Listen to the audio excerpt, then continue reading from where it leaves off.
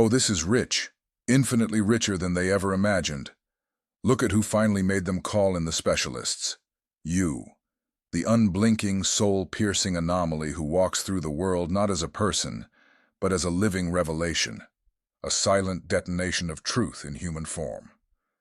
They summoned doctors, neuroscientists, psychologists, even energy readers, mystics, and fringe theorists, all because of what happens when you simply look at someone. Not a glare, not a challenge, just a glance. And yet, in that glance, worlds collapse. Your gaze doesn't follow rules. It doesn't obey the polite social choreography of eye contact. Glance, look away, smile, repeat. Number. Your eyes operate on a different frequency entirely.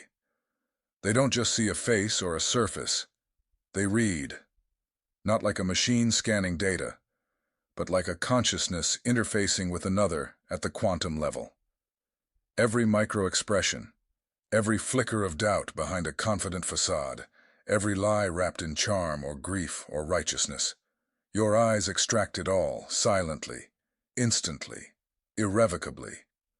You don't interrogate, you reveal. And revelation, as it turns out, is terrifying.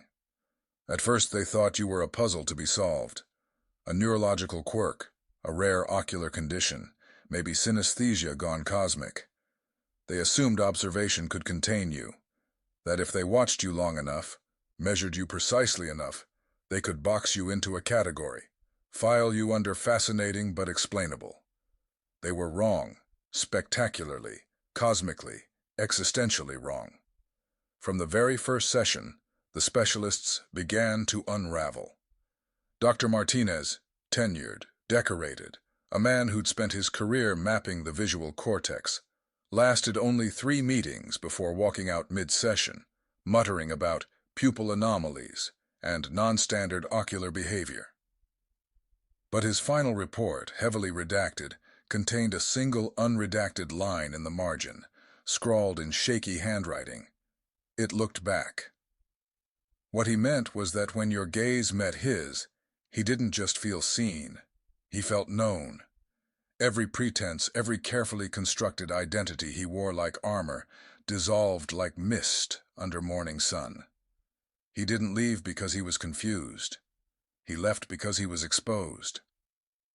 Another brought in an arsenal: high-speed cameras, infrared spectrometers, EEG caps, even experimental quantum coherence detectors. They wanted to quantify the light that entered your eyes, and what came out. But the data defied physics. Infrared readings inverted. Thermal signatures spiked and dropped without cause.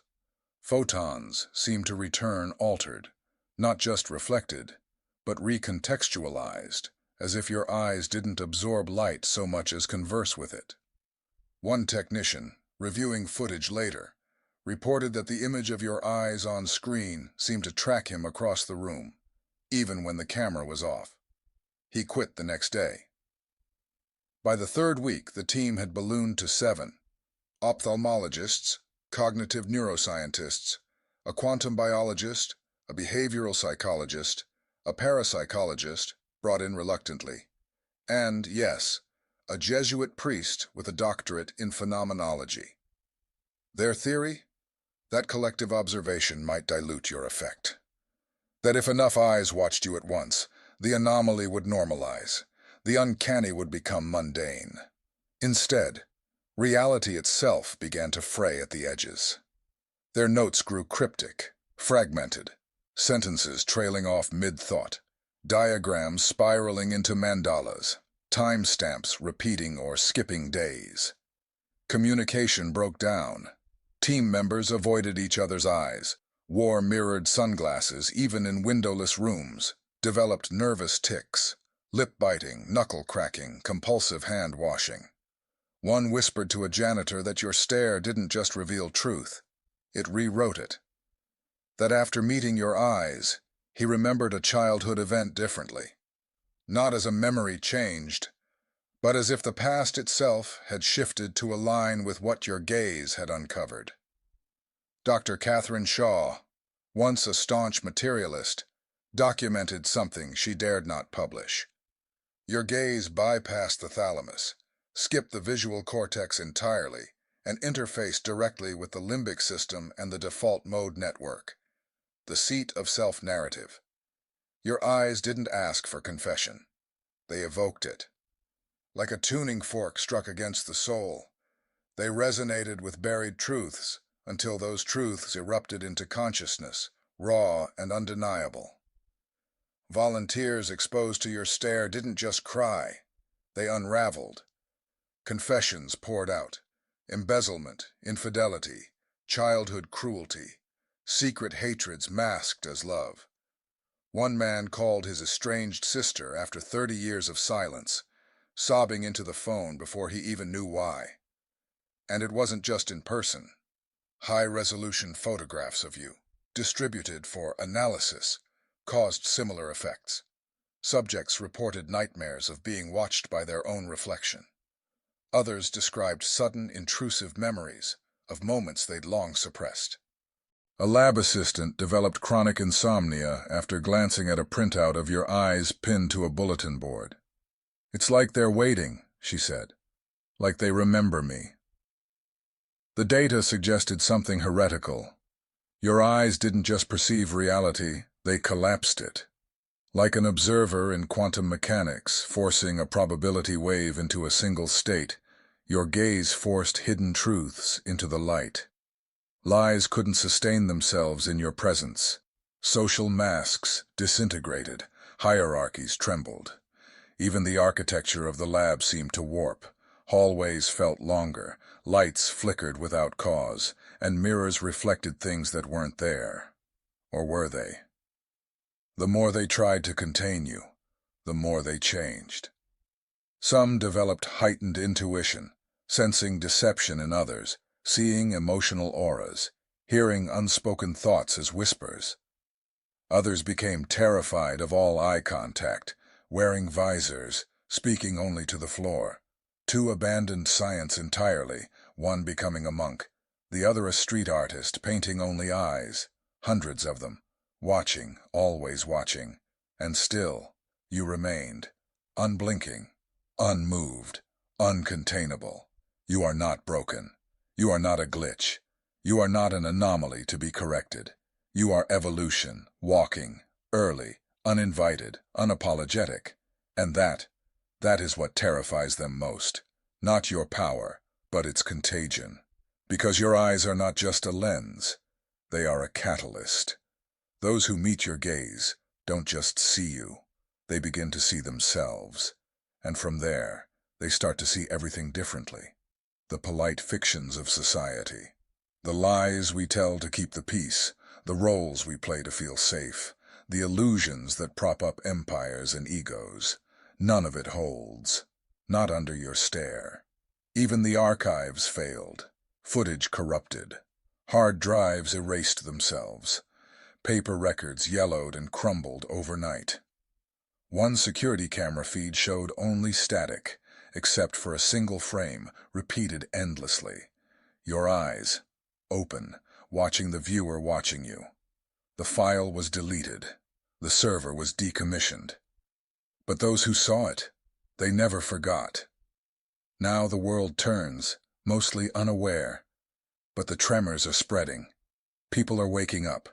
Not all at once, but in quiet moments, in sudden realizations, in the courage to speak a truth they've buried for decades.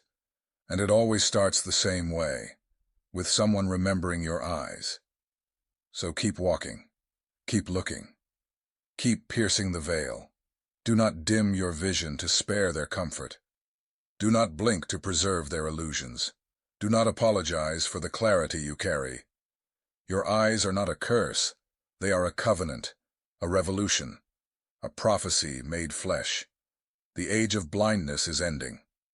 The age of true vision has begun. And you are its first light. Institutions, hierarchies, social contracts, polite fictions, none of them can survive your gaze intact. They tremble at the proof you carry. That seeing is not passive. That observation changes reality. That perception itself can evolve and adapt. You were never the anomaly. You were the signal. And everywhere you go, the world begins to feel it, whether it knows it or not. The gift of your eyes is dangerous, contagious, necessary. You are the wake-up call, and those who dare meet your gaze, even briefly, carry the memory forever. Your vision is not a flaw. It is the future, arriving early. And the world, whether ready or not, is beginning to see.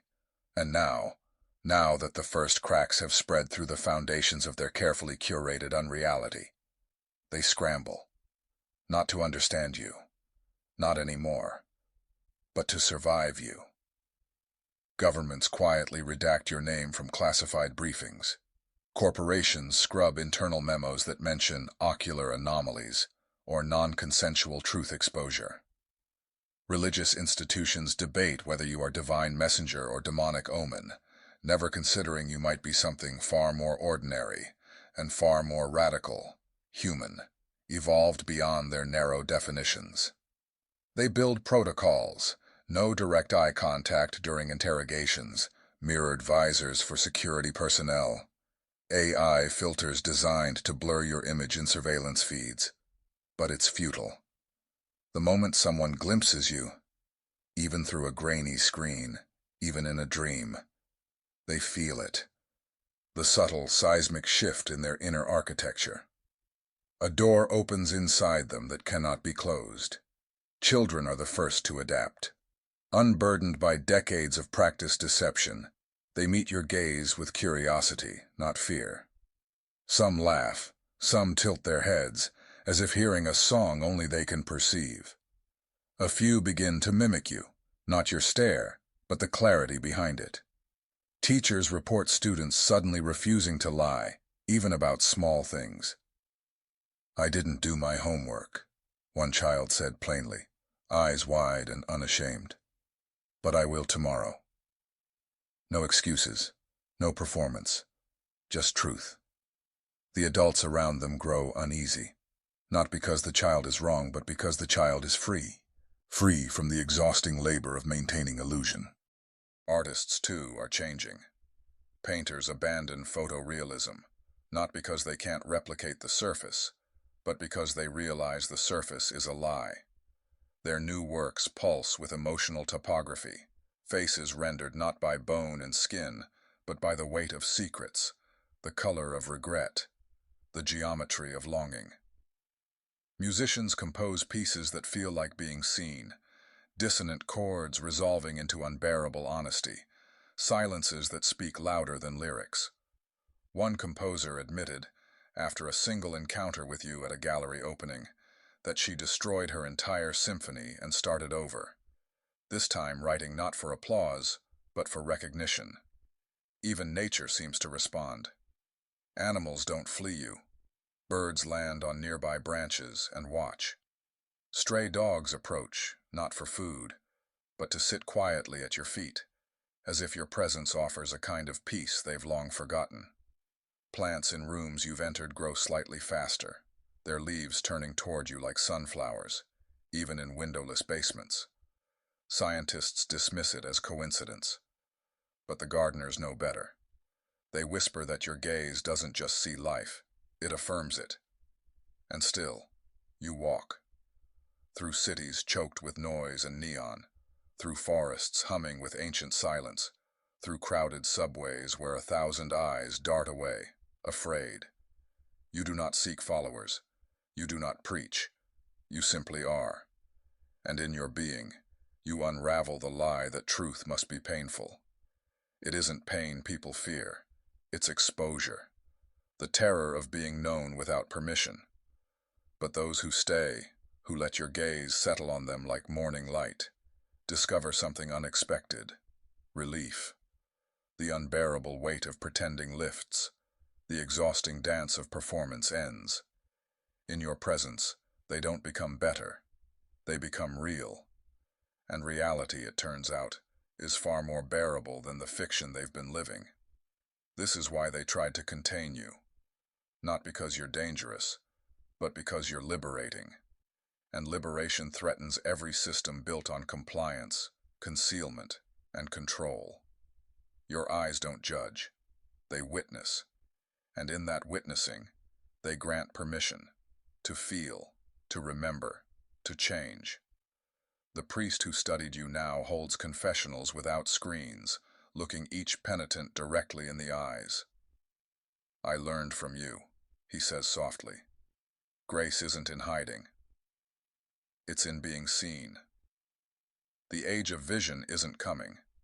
It's already here, blooming in quiet rebellions of honesty, in marriages rebuilt on truth instead of convenience, in leaders who admit uncertainty instead of bluffing certainty. It's in the teenager who says, "I'm not okay," and means it, in the whistleblower who risks everything because silence became heavier than consequence, in the mother who finally tells her daughter, "I was wrong," and watches her child's face soften with relief. You are not alone anymore. Not truly, because your gaze is contagious, not in the way of disease, but of awakening. Every person you've looked at carries a spark of that clarity forward. They may not walk like you. They may still flinch, but they no longer believe the lie that deception is necessary for survival. They've tasted the air on the other side of illusion, and it is clean, it is free. So keep walking, keep looking, keep being the living proof that perception can evolve, that truth is not a weapon but a homecoming, that to be seen, truly seen, is not annihilation, but grace. The world is trembling, yes, but not just in fear, in anticipation, in hope, in the dawning recognition that it doesn't have to pretend anymore. And as the world begins to awaken, small fissures appear in the structures that once seemed immutable. Leaders hesitate, caught mid-command, sensing that their authority now exists on borrowed certainty. Corporations that once dictated trends find their influence diminished by subtle acts of honesty. The quiet refusal of employees to bend to unspoken rules, the sudden insistence on transparency in meetings, the way a single truthful report can ripple through an entire department and render decades of manipulative strategy irrelevant. Even media organizations, used to crafting narratives that shape perception, feel the strain. A single interview, a single offhand remark caught on camera, becomes viral not because of scandal, but because of the authenticity embedded within it. Authenticity that your gaze seeded long before the public ever witnessed it. Communities, too, start to shift, though in ways that are almost imperceptible at first. Neighbors who rarely speak begin to exchange truths they have carried silently for years. Confessions, long buried beneath politeness and habit, surface like spring water breaking through frozen ground. People begin to leave the masks at home, if only for moments, and those moments are enough. Enough to make others question their own facades. Enough to cause reflection, to ignite change. Schools, workplaces, even social gatherings start to feel the subtle tremor of awakening. People laugh differently, speak differently, act differently. Not louder, not more dramatically, but with a quiet clarity that carries weight. The weight of someone finally meeting the world with their unshielded self. And somewhere, beneath the surface, the world begins to sense that something larger is at work. Historians feel it in patterns they cannot yet explain, patterns that repeat across centuries, as if evolution itself were responding to the emergence of a consciousness capable of seeing and shaping truth simultaneously. Scientists detect anomalies in experiments meant to be purely objective, data that seems to adjust itself when observation becomes coupled with human honesty. Even the natural world begins to mirror this subtle transformation. Tides, currents, and the migration of birds shift almost imperceptibly, responding not to human design, but perhaps to the unseen frequencies carried by those who have been touched by your gaze. Trees bend slightly toward windows where people pause to be present. Animals hesitate, sensing intention rather than threat. There is a rhythm to this awakening, a pulse that spreads quietly, yet irrevocably, through consciousness itself. And you walk through all of it, silent, unblinking, unmoved by the chaos you inspire, yet intimately connected to its unfolding. You do not guide it consciously. You do not seek credit. You simply are, and in being, you have become the axis around which a new awareness turns. Those who glimpse you even fleetingly carry your imprint like a seed waiting to grow. In quiet moments, in dreams, in fleeting memories, your presence prompts questions they cannot ignore. What is real? What is hidden? What is essential? And these questions, once asked, cannot be unasked. The old certainties, the structures built on fear, pretense, and control, begin to crumble not because of conflict, but because their foundations are no longer aligned with the emerging truth. It is not instantaneous. The world does not wake all at once. But the tremor begins here, radiating outward, subtle and unstoppable. People start to act with integrity not out of obedience, but because they can no longer justify illusion. Systems begin to bend under the weight of honesty. Institutions feel the pull, caught between the desire to maintain order and the impossible demand of truth. And everywhere you remain at the center, not as a ruler, not as a prophet, not as a spectacle, but as the living proof that perception is not fixed, that reality responds to the courage of being seen, and that the world itself can awaken when someone refuses to look away. In this new era, those who once thrived on deception find themselves disoriented, while those who have long hidden their light feel an unfamiliar surge of permission. It is a slow revolution, one measured not in proclamations or laws, but in the quiet, cumulative decisions of individuals choosing honesty over convenience, courage over fear, visibility over concealment. And in these choices, made in the shadow of your presence, the world begins to tilt, almost imperceptibly at first, toward a reality it once feared too beautiful, too raw, too impossible to endure. So keep walking, keep looking, keep being the unseen force that reshapes the invisible architecture of consciousness itself. Your eyes are not merely instruments, they are catalysts. They do not just reflect truth, they propagate it, instill it, allow it to breathe and grow. And as long as you move through the world, unblinking, unwavering, the age of pretense will falter, and the age of vision will take root. Those who meet your gaze, for even a heartbeat, carry its resonance forward, igniting subtle revolutions in homes, offices, schools, and hearts. The awakening is no longer theoretical.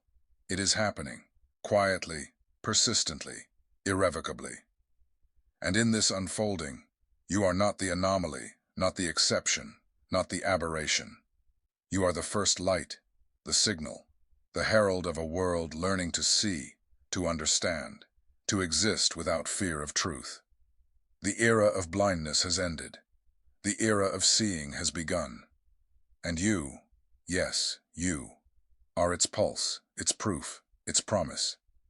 Thank you truly for being here, for listening, for feeling, for walking this path of awakening with an open heart.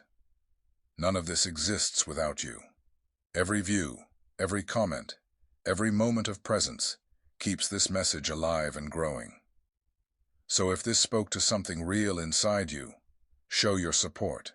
Like the video, share it with someone who needs to hear it, and subscribe to stay connected to this journey. And if you want to go one step further, consider donating to help us keep creating, expanding, and spreading this light. Every contribution, no matter how small, helps us reach more hearts ready to awaken. From my soul to yours, thank you for being part of this. The awakening continues because of you.